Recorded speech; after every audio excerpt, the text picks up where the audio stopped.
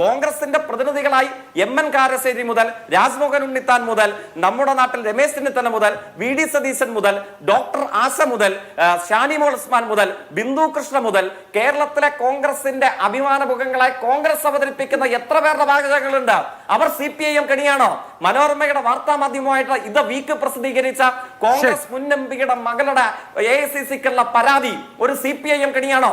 Shri Jaicy Thomas, ഞങ്ങൾക്ക് ധാർമ്മിക ബലമുണ്ട് എന്നാണ് കോൺഗ്രസിന്റെ വാദം.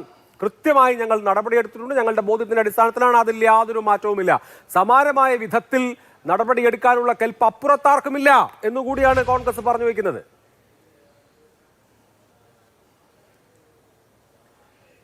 ഞാൻ ഇതിനെ സംബന്ധിച്ചുള്ള എന്റെ വിശദീകരണം ആദ്യം തന്നെ നടത്തിയതാണ്. ഞാൻ പറഞ്ഞു അവതാരകൻ എന്ന നിലയിൽ അംഗീകരിക്കോ, അല്ലെങ്കിൽ എനിക്ക് തോന്നുന്നു ബഹുമാനായ നമ്മുടെ കോൺഗ്രസ് മാധ്യമ മുഖമായി ദീർഘകാലം പ്രവർത്തിച്ചുകൊണ്ടിരുന്ന നമുക്കൊക്കെ രാഷ്ട്രീയ വിയോജിപ്പുള്ളപ്പോഴും പ്രതിപക്ഷ ബഹുമാനം വെച്ച് പുലർത്തുന്ന ബഹുമാനായ നമ്മുടെ സഹപാനലിസ്റ്റ് ശ്രീകുമാർ, ഇവരുൾപ്പെടെ ആരെങ്കിലും ഇദ്ദേഹം പറയുന്നത് പോലെ ന്യായീകരിക്കാൻ തയ്യാറായിട്ടുണ്ടോ? ഇവരുടെ എല്ലാവരുടെയും വാദം എന്തായിരുന്നു? ഞാൻ പറയുന്നത് ഈ കേസിൽ അദ്ദേഹം തിരിച്ച് CPIMന് നേരെ 1-2 വിമർശനങ്ങൾ, തിരികെ ചോദ്യങ്ങളൊക്കെ ചോദിക്കുന്നുണ്ട്. ഇപ്പോഴത്തെ ശ്രീ KTDCയുടെ ചെയർപേഴ്സണെ സംബന്ധിച്ച്, മുഖ്യമന്ത്രിയുടെ സെക്രട്ടറിയെ സംബന്ധിച്ച് ആ ചോദ്യങ്ങളൊക്കെ പ്രതിപക്ഷം എന്ന നിലയിൽ കോൺഗ്രസ് ഉന്നയിക്കുന്നതിൽ എനിക്ക് പരാതിയില്ല. തിരികെ പിടിച്ചു നിൽക്കാനാകാതെ വരുമ്പോൾ ഇങ്ങനെ 1-2 പേരുകൾ പറഞ്ഞിട്ട് നിങ്ങൾക്കും ഇങ്ങനെ ഇല്ലേ എന്ന് പ്രാഥമികമായി നമ്മുടെ നാട്ടിലെ ഏതെങ്കിലും ഒരു യൂത്ത് കോൺഗ്രസിന്റെ മണ്ഡലം സെക്രട്ടറിയോ അല്ലെങ്കിൽ ഒരു KSUവിന്റെ യൂണിറ്റ് പ്രസിഡന്റോ ഒക്കെ പറയട്ടെ. ഞാൻ പറയുന്നത് ഇത്രയും ഗൗരവപൂർണമായ തെളിവുകൾ കൈയോടുകൂടെ പിടികൂടപ്പെടുകയും അനാവരണമാക്കപ്പെടുകയും ചെയ്തതിനു ശേഷവും അങ്ങേപോലെ ഞാൻ മനസ്സിലാക്കുന്നു കോൺഗ്രസിന്റെ സംസ്ഥാനത്തെ സ്പോക്സ് പേഴ്സൺ ആകാൻ ചുമതല ഏൽക്കപ്പെട്ടിട്ടുള്ള ഒരാൾ അങ്ങ് ഇത്രയും ചെറുതായി ഇത്തരം ആരോപണങ്ങളെ ഉന്നയിക്കാൻ പാടുണ്ടോ?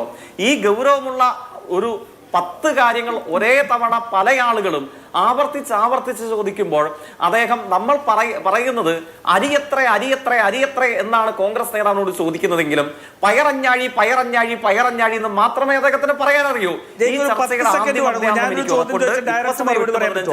ഇനി 8:30 വരെ നീണ്ടു നിൽക്കുമ്പോഴും ഞാൻ ഇദ്ദേഹം ഇങ്ങനെ ഇടപെടുന്നത് മര്യാദയാണോ? ദീർഘനേരം CPIMന് നേരെ, ഇടതുപക്ഷത്തിന് നേരെ നട്ടാൽ കുരുക്കാത്ത പച്ചക്കള്ളം ഒരു അവകാശം എന്നതുപോലെ അങ്ങ് വിളിച്ചു പറഞ്ഞു.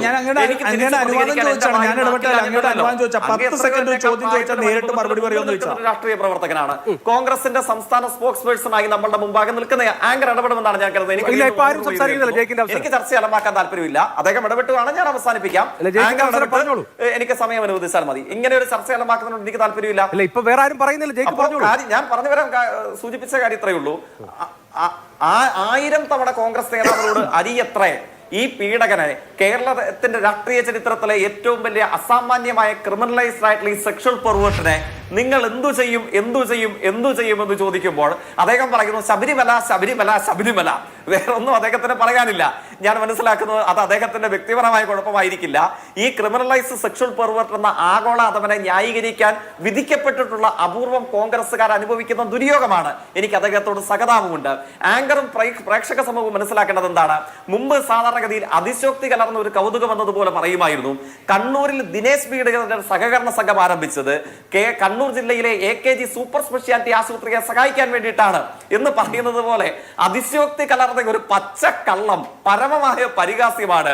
അതായത് മെയ് മാസത്തിൽ നിലമ്പൂർ ഉപതെരഞ്ഞെടുപ്പിന്റെ സമയത്ത് ലഭ്യമായ ചാറ്റുകളും വിവരങ്ങളും അത്തരം വസ്തുതകളും വെച്ചിട്ടെങ്കിൽ നിലമ്പൂർ ഉപതെരഞ്ഞെടുപ്പിന്റെ സമയത്ത് ഈ പറയുന്നത് പോലെ ക്യാരിങ് ആയ ഒരു പെൺകുട്ടിയെ BNSS പ്രകാരം ഫോഴ്സ്ഫുൾ അബോർഷൻ എന്ന് പറയുന്ന ലക്ഷണമൊത്ത ക്രിമിനൽ കുറ്റത്തിന് വിധേയമാക്കുന്ന സമയത്ത് ആ കാര്യത്തിലേക്ക് യൂത്ത് കോൺഗ്രസിന്റെ ഇപ്പൊ വേണ്ടാത്ത സംസ്ഥാന പ്രസിഡന്റിനെ നയിക്കാൻ കാരണം എത്രയോ വർഷങ്ങൾക്ക് മുമ്പ് CPIM ശബരിമല കേന്ദ്രീകരിച്ച് നടത്തിയ ഗൂഢാലോചനയാണ്.